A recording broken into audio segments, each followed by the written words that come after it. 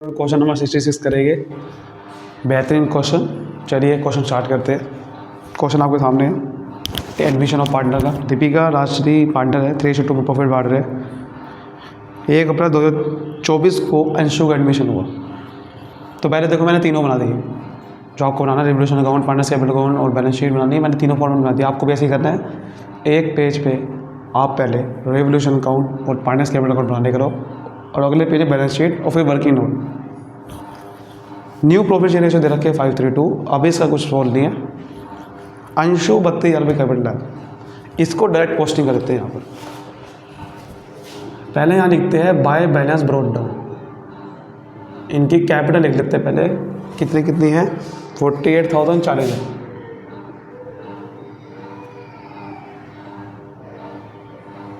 ठीक है, उसके बाद कैपिटल लाया तो यहाँ लिखेंगे बाय कैश या बाय बैंक अकाउंट। जब वो कैपिटल आता है तो ये एंट्री होती है। 32,000 रुपये कैपिटल आया वो। आगे कह रहा है कि Anshu is unable to bring his share of goodwill. Goodwill का शेयर नहीं ला पाया। पार्टनर ने कहा कि गुडविल की वैल्यू निकाली जाएगी अंशु के शेयर के हिसाब से। कह रहा है गुडविल का लाया तो नहीं शेयर, लेकिन अंशु के शेयर के हिसाब से गुडविल निकाली जाएगी in the profits and capital contribution made by her to the firm. तो ये कह रहा है कि भाई अगर गुडविल लाया ही नहीं वो, पहली बात तो कह रहा है कि हम गुडविल की वैल्यू अपने आप निकाल लेंगे आपके कैपिटल के हिसाब से। पहले देखेंगे आपके कैपिटल जो आप लाए हो उसके हिसाब से टोटल कैपिटल कितनी होगी फर्म की, और उसमें से एग्जिस्टिंग कैपिटल जो होगी ना फर्म की वो माइनस कर देगी। तो समझ में आ जाएगा कि आपकी कैपिटल में कोई गुडविल जो छुपी हुई थी, उसे बोलते हैं हिडन गुडविल, वो निकल जाएगा। तो हिडन गुडविल का कॉन्सेप्ट है यहाँ, वो बात की बात है। क्योंकि पहले हमारे पास एग्जिस्टिंग कैपिटल वो कैसे निकालनी है, सारी एडजस्टमेंट करने के बाद। अभी एडजस्टमेंट तो हुई नहीं सारी, तो वो सबसे लास्ट में निकलेगी। अभी आप रेवोल्यूशन अकाउंट बनाएंगे। वो कह रहे हैं कि प्लांट एंड मशीनरी 60,000 की होगी है, ऊपर 48,000 वैल्यू है तो 12,000 से बड़ी है। तो यहाँ लिखिए by plant and machinery account, short form लिख रहा हूँ फिलहाल में। ठीक है, 12,000 से बड़ी है। एसेट है तो यहाँ बात है, आपको पता ही है। फिर कह रहा है कि स्टॉक 40,000 का है। अब ये बड़ा अजीब सी चीज़ है। स्टॉक भाई साहब ऊपर है ही नहीं, हो सकता है आपकी बुक में हो, लेकिन यहाँ पर इसमें स्टॉक ही नहीं दे रखा ऊपर। एसेट में स्टॉक ही लिखा हो कहीं पे। अब मैं उसे अनरिकॉर्डेड मान लूँ, नहीं, क्योंकि यहाँ लिखता वरना अनरिकॉर्डेड स्टॉक है। तो कुछ ना कुछ प्रॉब्लम है। अभी आगे देखते हैं। प्रोविज़न फॉर डाउटफुल डेट 800 रुपये का ऊपर है, लेकिन अब 4,000 का हो गया। तो कितने से बढ़ा, 3200 से। लाइबिलिटी है तो यहाँ आता है वो to provision for doubtful debt, short form लिखोगा फिलहाल में। ठीक है, to provision for doubtful debt account. 3200 से बड़ा है तो यहाँ लिखना पड़ेगा 3200। फिर कह रहा है कि value of land and building 20% से बड़ी है, अप्रिशिएट हो गई है। तो 50,000 की बिल्डिंग है, 20% बड़ी है तो 10,000 बड़ी है। तो यहाँ लिखा हुआ बाय बिल्डिंग अकाउंट 10,000 रुपये। फिर फर्नीचर घटा है 10% से, डेप्रीशिएट 10,000 रुपये का है। तो यहाँ लिखूँगा जो घटा है एसेट घटता, तो यहाँ लिखते हैं टू फर्नीचर अकाउंट 1,000 रुपये। अब देखो स्टॉक की वैल्यू जो हुआ था वहाँ कुछ गड़बड़ थी। एक वैल्यू आगे देख सकते हैं। There is an outstanding liability 8,000 रुपये, जो कि आउटस्टैंडिंग सैलरी थी, बी को फर्म को पे करनी थी, जो कि आउटस्टैंडिंग लायबिलिटी में नहीं लिखा गया। पार्टनर ने कहा कि इसको लिखेंगे, तो एक नई लायबिलिटी आ गई है। लायबिलिटी आती है तो यहाँ लिखते हैं टू आउटस्टैंडिंग सैलरी को 8,000 से। अब मेरी बात ध्यान से सुनना। स्टॉक की वजह से आपका जो यहाँ पर आंसर आएगा वो नहीं आएगा जो आपकी बुक में आ रहा है। जब आप यहाँ से आंसर निकालोगे ना, तो ये आंसर बेसिकली आप देखोगे ध्यान से तो 9,800 कुछ आएगा।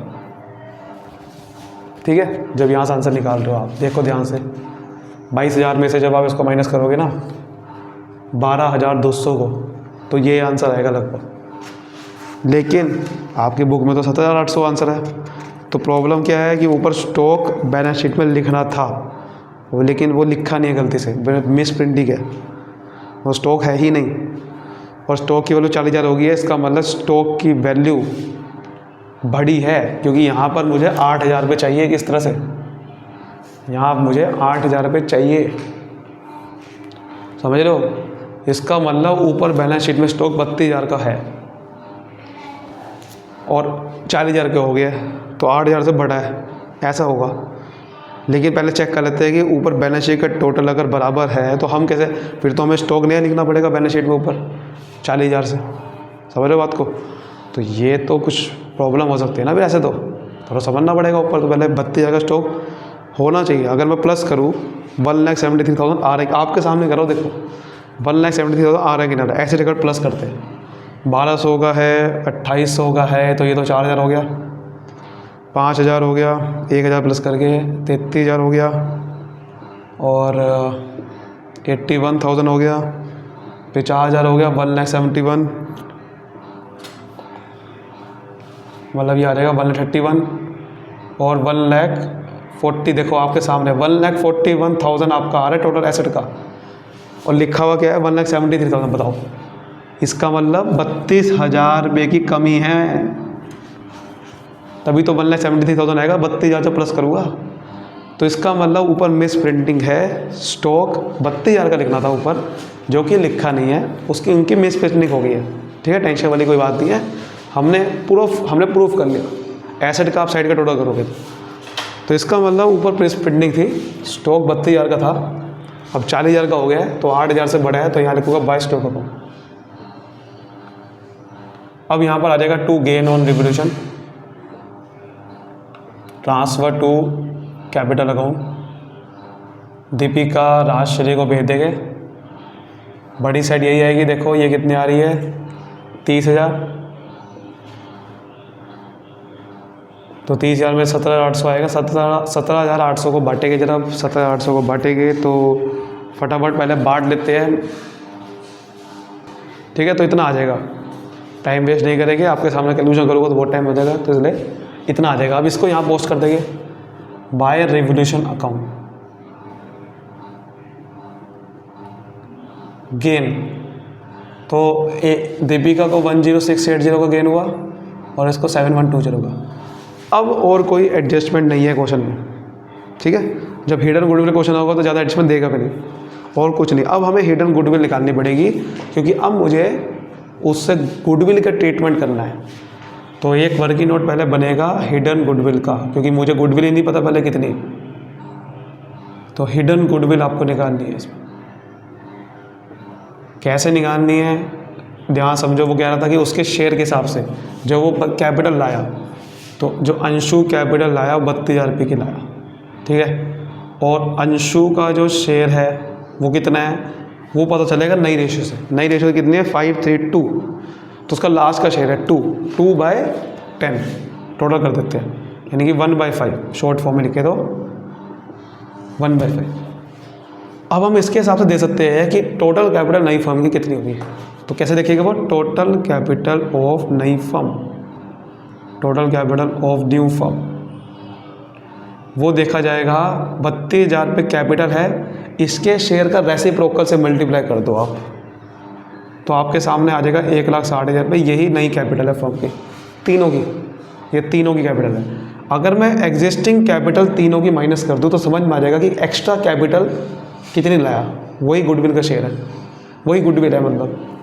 तो existing capital of all partner, सारी एडजस्टमेंट करने के बाद उनकी एग्जिस्टिंग कैपिटल कितनी आ रही है। देखो डी की कितनी आ रही है एडजस्टमेंट करने के बाद, 48,000 नहीं, 40,000 ये भी प्लस करना है। तो ए डी की अगर मैं देखो 48,000 में अगर मैं ये प्लस कर दूँ तो इनका आ रहा है डी की कैपिटल आ रहा है 58,680, इसकी आ रही है 47,120, और इसकी तो 32,000 रुपये है ही। ये कितना आएगा अब चेक कर लेते हैं ज़रा। ठीक है, तो ये आ रहा है इतना 137,800। फिर इसमें से इसको माइनस कर दूंगा तो इसका मतलब इनकी गुडविल है 22,200 की, यानी कि वो जो गुडविल लाया, वो जो कैपिटल के साथ ही गुडविल है, वो कैपिटल के अंदर गुडविल छुपी हुई थी 22,200 की। समझ गए। फिर क्या करते हैं, अब इसमें से इसका शेयर निकालेंगे, क्योंकि गुडविल का शेयर तो लाया नहीं है, लेकिन मुझे तो उससे गुडविल का शेयर लेना है। तो पहले गुडविल का शेयर तो देख लूँ कितना उसका। तो अंशु का शेयर कितना है इन गुडविल, हालांकि लाया नहीं है फिर भी मुझे लेना होता है। अंशु का शेयर देखूँगा 22,200 है, में से 1/5 है, देखो उसका शेयर, तो 5 4 20, 5/20 एंड 5/20, ये आ गया शेयर इसका। ये शेयर बटेगा सैक्रिफाइसिंग पार्टनर को। और कैसे बटेगा, अभी गुडविल का शेयर नहीं लाया तो उसके करंट अकाउंट से एंट्री बेसिकली ऐसी होगी, अंशु का करंट अकाउंट डेबिट टू, अब देखना पड़ेगा सैक्रिफाइसिंग किसका हुआ, सैक्रिफाइसिंग रेशो निकालनी पड़ेगी क्योंकि आपको नई रेशो अलग से गिवन है। अगर अलग से गिवन ना होती तो पुरानी रेशो ही सैक्रिफाइसिंग हो जाती है, तो अलग से गिवन है तो मुझे सैक्रिफाइसिंग रेशो निकालना पड़ेगा। तो अब मैं इसको थोड़ा मिटा के एक दूसरा वर्किंग नोट बना रहा हूँ। मेरे पे यहाँ जगह कम है बट आप पे आपके तो बहुत जगह होगी, तो मुझे यहाँ पर पहले इसको मिटाना पड़ेगा। लेकिन हमने देख लिया इतना आ रहा था शेयर, पहले मुझे कैलकुलेशन ऑफ सैक्रिफाइसिंग रेशो एक वर्किंग नोट बनाना पड़ेगा। कैलकुलेशन ऑफ सैक्रिफाइसिंग रेशियो, ठीक है। तो फॉर्मूला है sacrificing ratio is equal to old share minus new share. तो दीपिका ने कितना सैक्रिफाइस किया पहले निकालते हैं। दीपिका का पुराना शेयर है 3/5 और नया है 5/10, 532 के हिसाब से 10 एलसीएम आ गया तो 6 - 5 यानी कि 1/10 आ रहा है। और राजश्री सैक्रिफाइस 2/5 पुराना है, नया 3/5 3/10 है, एलसीएम आ गया ये, तो इसका यानी कि मतलब 1/10 यानी कि सैक्रिफाइसिंग रेशो बहुत आसान है, 1:1 आ रही है। तो इसका मतलब जो भी पीछे निकाला था हमने 4/4/0 वो 1:1 में बट जाएगा। तो एंट्री होगी अंशु का current account debit, current account से लेके, समझ रहे बात को, करंट अकाउंट से लेके टू दीपिका का capital account credit and Rajshree का कैपिटल अकाउंट क्रेडिट, ठीक है। तो 4/4/4 जो 0 आया था इसको आधा आधा ले लेंगे, इनसे आधा आधा मिल जाएगा, मतलब इनको सैक्रिफाइसिंग पार्टनर को इतना इतना। तो इसको बांट देंगे यहाँ पर, यहाँ लिखेंगे इनके कैपिटल अकाउंट क्रेडिट होना है, ऊपर क्या हो रहा है बाय एएस करंट अकाउंट लिखेंगे, बाय एएस करंट अकाउंट 2220 और 2220 ये लिख में ये मिल जाएगा उसमें, ठीक है। बात समझ में आ गया, ये चीज़ है बस।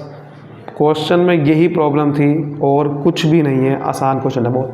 अब क्वेश्चन आसान हो गया, सिर्फ यही प्रॉब्लम थी, ये निकालना, कुछ नहीं करना होता। इसके शेयर के हिसाब से पहले नई कैपिटल निकाल लो, फिर एग्जिस्टिंग कैपिटल सारी एडजस्टमेंट करने के बाद माइनस कर दो। गुडविल आ गया, हिडन गुडविल आ गया, उसका शेयर निकालो और शेयर निकाल के गुडविल उसमें करंट अकाउंट से लो और बाकी बांट दो। क्योंकि गुडविल का शेयर अगर नहीं लाया तो यही करना पड़ेगा, करंट अकाउंट से लेना पड़ेगा। बस अब यहाँ पर हम इसका करते हैं टोटल, और कुछ भी नहीं आने वाला, ठीक है। अब हम निकालते हैं यहाँ पर to balance carry down. Question हमारा समाप्त हो चुका है लगभग। देखो मैं इसका पहले निकाल चुका था, डी का तो 58680 आ रहा था, उसमें 58680 में 2220 स्कोर मिल गया, तो इसका टोटल कितना हो गया 60900, यही हो गया ना टोटल इसका, ठीक है। तो यही इसका बैलेंस कैरी डाउन आ गया, क्योंकि डेबिट साइड में कोई चीज़ नहीं है। इसमें भी मैं टोटल निकाल चुका था, 47120 था, इसको 2220 और मिल गया, तो 49340 इज योर राइट टोटल, ठीक है। और इसका तो भैया 32,000 का 32 आ रही है, तो 32,000 का 32 आ रही है, क्योंकि इसमें तो ना तो प्लस हुआ ना तो माइनस हुआ, ठीक है। ये आ चुका है। अब बैलेंस शीट बनाते हैं। बैलेंस शीट में कुछ नहीं करना यार, बैलेंस शीट में कुछ नहीं करना, सारी वैल्यू लिख दो, नहीं जो वैल्यू बदल चुकी है। यहाँ थोड़ी जगह कम पड़ी तो बैलेंस शीट में मिटा के यहाँ बना रहा हूँ, ठीक है, जगह थोड़ी कम पड़।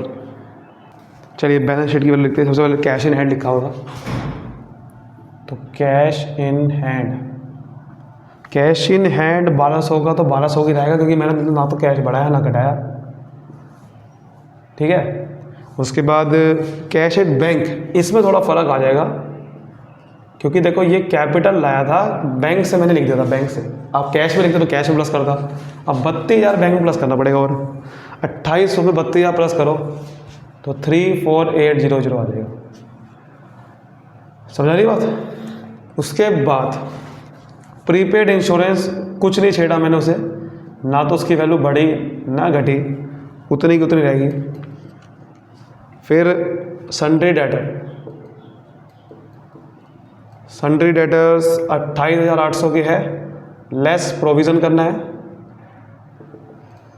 अब प्रोविज़न कौन सा माइनस करना है? नई वैल्यू जो बढ़ा दी है 4,000 की, देखो नई वैल्यू नीचे दे रखी थी, तो 4,000 ही माइनस करना है, यानी कि 24,800 लिखना पड़ेगा बाहर। उसके बाद प्लांट एंड मशीनरी की वैल्यू देखो नई हो चुकी है। प्लांट एंड मशीनरी की वैल्यू नीचे क्या रखा था ना, कितनी होगी है उसकी? 60,000 रुपये होगी, तो 60,000 लिखूंगा नई वैल्यू। और लैंड एंड बिल्डिंग की वैल्यू बढ़ गई थी 20% से, आपको पता है 10,000 रुपये लिखा था रेवोल्यूशन अकाउंट में, तो 10,000 से बढ़ा दो, 50,000 में 10 प्लस 10,000 60,000 हो गया। फर्नीचर की वैल्यू कम हो गई थी 10%, यानी कि 10,000 में से 1,000 कम हो गई है, 9,000 रुपये हो जाएगी। और फिर मैंने क्या बताया था, इसमें मिस प्रिंटिंग है, स्टॉक भी आना था, स्टॉक ऊपर 32,000 का लिखना था, यहाँ पर उसे लिखा नहीं है। और स्टॉक की नई वैल्यू नीचे 40,000 की होगी, तो 40,000 लिखूंगा। स्टॉक की प्रॉब्लम थी ऊपर, 40,000 वैल्यू होगी इसकी, स्टॉक ऊपर 32,000 का था लिखा, वो प्रिंटिंग मिस्टेक, और 40,000 का हो गया। ये आ गया। एक चीज़ और आएगी, देखो करंट अकाउंट, जो तुमने भैया एएस करंट अकाउंट लिख दिया, तो क्या कहीं और पोस्टिंग नहीं होगी क्या उसकी? एएस करंट अकाउंट डेबिट कर दिया तो भैया इसका कहीं ना कहीं तो इलाज करना पड़ेगा। यहाँ तो आपने चलो उसके अकाउंट में क्रेडिट कर दिया, इसके अकाउंट में तो डेबिट किया नहीं। ए का करंट अकाउंट खुलेगा, उसके अकाउंट में डेबिट होगा, तो ए के करंट अकाउंट में डेबिट बैलेंस आ गया, कितने का? 4440 का।